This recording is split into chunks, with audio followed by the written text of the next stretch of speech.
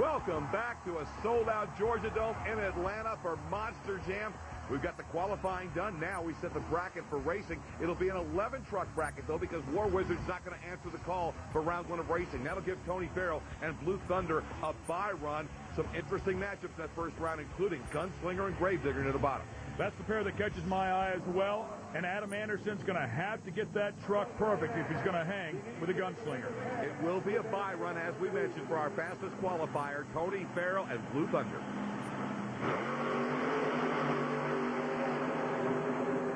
Boy, just beautiful rate transfer there. Just kind of picks up the front tires a little bit.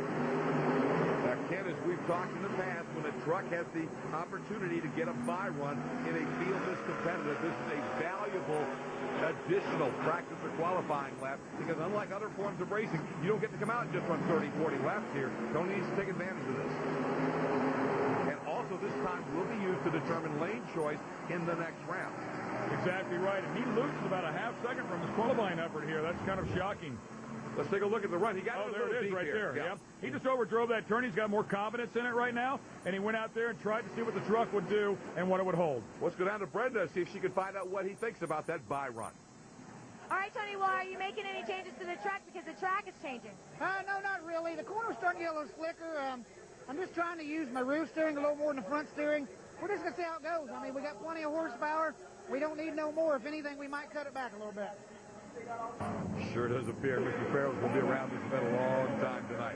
Now, we're going to go racing on this head-to-head course. Alan Pizzo, the 25-year veteran in the Prowler, takes on the sport's only 7-time world champion, Tom Meents, at Maximum Destruction. The trucks have pulled to that Advanced Auto Parts starting line looking for green. We talked so much about horsepower. Meents doesn't get left at the starting gate in horsepower, I'll tell you that. Meents has always made big steam for a long time. He and his father built their own power plants. We take a look at the Prowler here. That one's got horsepower, but I mentioned it before, too much fight in the back, and he can't turn the front of the truck. Alan Pizzo driving his teammate's truck because he's building a brand-new top-to-bottom Predator that we should be seeing here in a couple of weeks on Monster Jam. What a wild end-up. Oh, no, Tom's on his roof. And back on the tires, kind of. Well, yeah, he ended up on the wall protection, but everybody's on their feet screaming, but that's not how you want to end up a winning race. He had to get on the binders. I mean, he just didn't have a choice, and he kicked him off that stack so erratic. But he got the win. That's all he's worried about. That truck will be fine. Yeah, he's going to take it back to Mullet back there. True Chief let him go to work on that part. He's going to have fun with the fans. Let's watch it again, Ken. What happens here? I mean, he hits the stack pretty nicely, but when he lands on that left front, and he's got so much rebound in the rear of that truck for whatever reason, it just kicks the back of the truck up in the air, and then it gets wild. Tom and I were talking earlier today, Ken, about his great saves, and some people saying it's luck. He says, well, it's not really luck. It's just a law of averages. He says to save that many, you got to go over a bunch of times, and there's one he couldn't save. We'll find out, and Tim Mazenis has got some work to do that. By the way, his Mullet's real name. We ought to talk about Mullet because that's kind of the nickname, but Mazenis will be getting that crew back to work. Now we see another bye run, and what's happened here is that Thrasher's remote ignition interrupter would not work, and Ken, you know safety number one. If the RII doesn't test, the truck doesn't run. Absolutely right. The officials standing on the sidelines have to have control of that truck. They have to be able to shut it off with the push of a button. If they can't, they're not allowed to run. Good-looking job here for Avenger as well. Man, I'm telling you, he's picking up the pace. He's actually got this truck moving around here pretty nicely. And Jim knows that lane choice could be important to him in the next round, so he ran it all out and did a nice job. 26.97. That would have been good for the number 2 qualifying spot if he had done it in qualifying, but the second quickest lap here in round 1. We had heard from Kohler earlier. He certainly has this turning course to his liking. Coming back, more round 1 racing. Don't go away.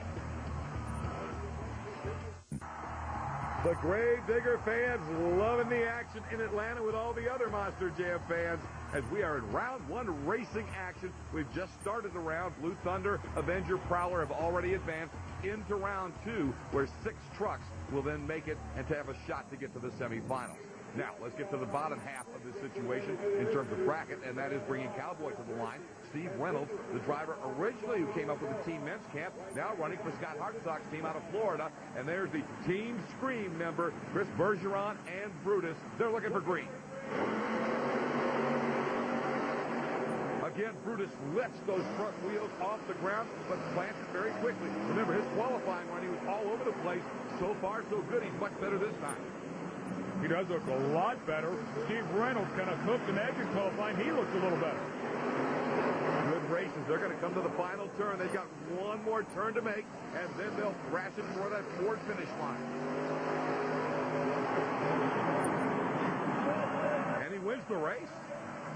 Remember, Cowboy won a televised event a year ago, but this time he's knocked out in the first round by Chris Bergeron and Brutus, and that's a good time. That's a great time. Chris Bergeron really did something to that truck to calm it down some from qualifying. Look at that turn right there. I mean, rear steer worked perfectly, nice and smooth. The truck's not wandering around. What a nice change. Steve Kohler and all the crew working on the Avenger and Brutus truck have to be happy. Let's go down to Brenda, who's with our winner. All right, Chris, well, you took out Cowboy in round 1. You ready for round 2? Oh, round 2. Taking Cowboy out is huge. Bringing my confidence up. I had a terrible qualifying pass, but taking Cowboy out is huge. He's fast. I got the big man next round. It's all hold bar. He's going down. He's going down. He's talking about his boss. Yeah, and they don't care if they win the event. They care about who's going to win when Avenger and Brutus square up in round 2. That's bragging rights in the truck to the next show, baby. Scott Hartsock and Gunslinger goes up against the second generation of the biggest name in Monster Jam, Adam Anderson, subbing in for his injured father, driving Daddy's Gravedigger.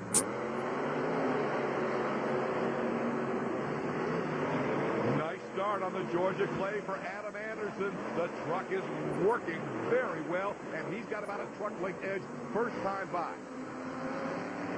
Another lap to go, though, and there's time for Gunslinger to make up ground. Scott Hartsock, one of the premier veterans in the sport. There goes the turning pole. There goes the truck. Anderson is on his roof. Boy, he and Mintz have both really struggled with this course here tonight. Can you believe this? Wow. Hopefully we get another look at it and find out what went wrong, but obviously, coming off of that stack, it just kicked the truck at a bad angle and was not able to keep it underneath him. He was ahead in the race. Yeah, he was ahead in the race, and then Adam goes over, and you saw it just went crazy.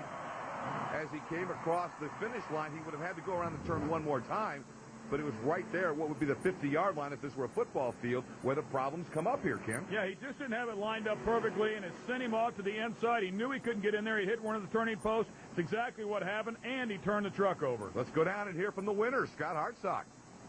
All right, Scott, well, did you even know that Digger rolled? Not until they shut us off with the RII. I was coming around that corner myself. I got bicycling, was in there trying to save it, and all of a sudden they shut us off. I looked down track. There's Digger upside down. It was like, yes, my time has come, you know. But, hey, that's all it is. I hate to take him out like that. He rolled over. I didn't, so I got the win. Kind of pretty much sums it up. Mr. Hartsock telling it like it is. Our final race of round 1, Greg Adams, a native from Georgia, will be going up against John Seasock in his debut season as the driver of the popular Batman truck.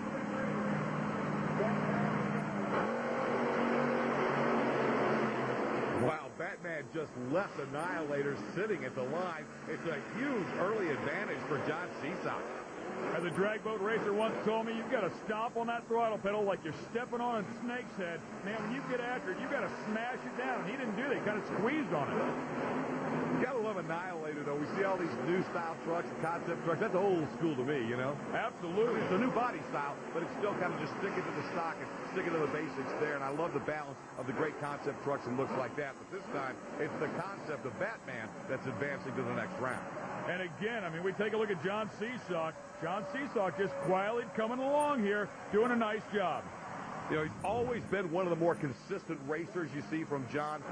And his freestyles, we'll see when we see him throughout the year. Again, he just keeps things under control and uses his head here. That's getting him into the next round. You're right, Scott. I think it's the perfect description. He always stays in control. He doesn't overdrive the truck, and he takes what it will give him every single time. He doesn't push the limits.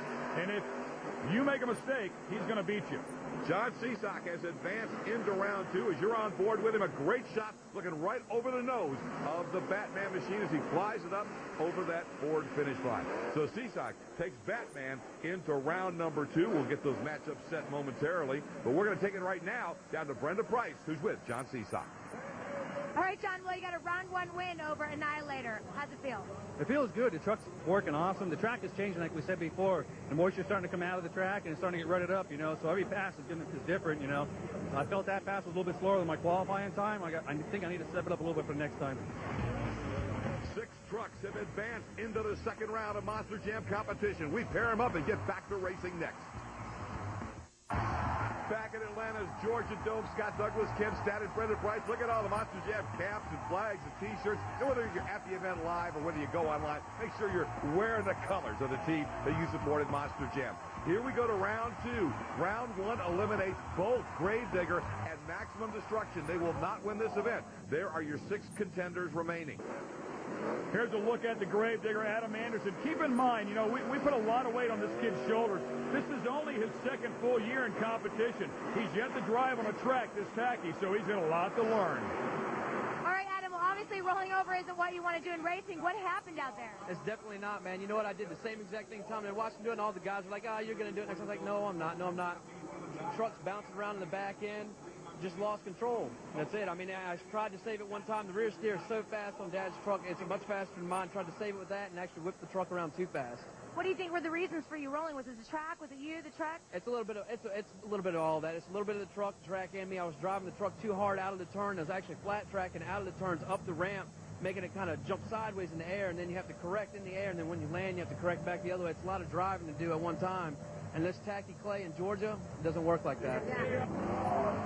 It's been a wild night already. Tom Mintz, Maximum Destruction, did win his round 1 race over Prowler, but remember the problems at the end. So Tom is still undefeated. He's just out of this competition. What's going on with that team? Hats off to the USHRA, safety first. He had problems with the roll cage. It wasn't safe enough. They're welding it up right now. You have 2 veterans in this race, but Tony Farrell just schooled Alan Pizzo at the starting line. Farrell is on his game tonight, and I think Pizzo picked the wrong combination. We talked about it. He's learned how to drive it. That's a better turn right there, but it's not going to be enough to hang with Farrell tonight. And he's not going to be able to come from behind and catch a big horsepower truck like Blue Thunder unless Tony makes a mistake, and he does not look like he's going to make any mistakes tonight. Farrell, as you just said, brought his A game tonight. He really did, and that truck is set up perfect for this clay, 27.16, although he has slowed down dramatically from his 26.06 in qualifying, so maybe this track is doing exactly what he said, just getting slicker and slicker throughout the night. Continuing to win, so at least at this point, he doesn't need that 26.06. He has put himself into the semifinals. Tony Farrell and Blue Thunder having a great night in Atlanta. Let's send it back down to Brenda and get Tony's thoughts. All right, well, you took out Prowler. You look like you got a handle on that track out there, and now you're going into semifinals. I tell you what, them corners getting a little slicker, but, you know, we got some big horsepower there behind that Ford, you know. We're going to pull out some bold moves tonight. We're just going to knock them off one at a time.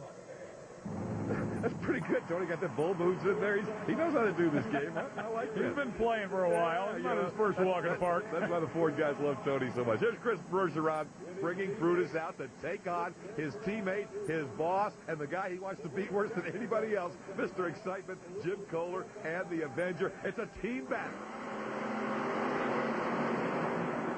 They get off the line even. It is significant, though, how much more powerful Brutus teams coming off the line. And a big mistake out of Kohler right there, so he's in trouble. Bergeron's got a shot at beating the boss. Chris Bergeron. Can he get the win? This is a real bragging rights battle right here. It's also the chance to get the semis, but Kohler is back in the game here. Oh, beautiful turn right there. Jim Kohler hammers it as they come to the finish line. It is the Avenger, and that's a major, major comeback for Jimmy Kohler, who had such big problems early on that lap. Yeah, he really did have a great comeback right there. And, of course, on the other side, as we were watching Chris Bergeron, it looks like he had a shot at winning, but this last turn really helped out the Avenger. He just hit it perfectly. Kohler's thrilled to be in the semifinals, but Jimmy's really thrilled to have beaten Brutus. Now, we're going to go down and let Brenda Price get in the middle of this celebration. Brenda, if you can, turn the volume down on that microphone just a little bit. Oh, the smell of sweet victory, baby! Yeah! He got the loser in that bracket. The ride home's going to be awesome. No matter what happens the rest of the show, when you beat your teammate, which you want to see them good, but when you beat them, you can tease them all the way home. Yes! Yes! He used the wrong hand to make the L. It was a reversed L.